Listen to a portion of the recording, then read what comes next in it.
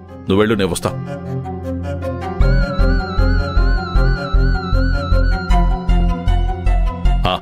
సత్య, ఏదో ముఖ్యమైన విషయం అంట.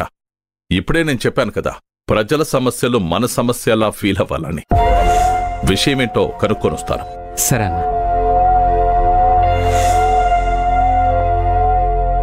నీకసలు బుద్ధుందా? సత్య ఉన్నప్పుడు ఇలాంటి విషయాలు మాట్లాడతావా? నీకెన్నిసార్లు చెప్పాలి వాడికసలే మంచితనం ఎక్కువ అని? సార్, అది నాకు కూడా తెలుసు. మ్యాటర్ చాలా హీట్గా ఉంది. ఈ విషయంపై పోలీసులు ఇన్వెస్టిగేషన్ స్టార్ట్ చేశారు సార్. మీడియా కూడా చాలా గట్టిగా ఉంది.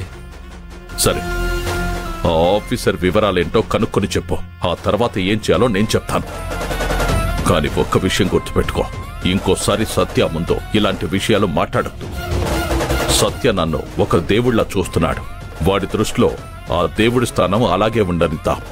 వాడితో మనకి చాలా అవసరం ఉంది. వెళ్ళు.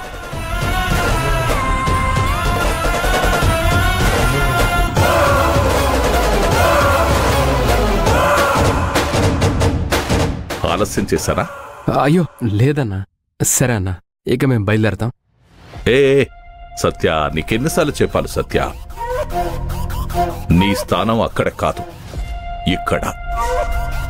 వెళ్ళొస్తాం. వెళ్ళిరా. పద.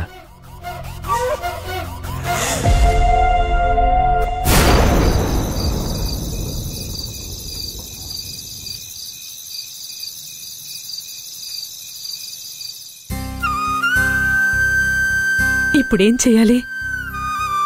ఇప్పటి వరకు మంజు జీతం మీదే ఆధారపడి బ్రతుకుతున్నాం.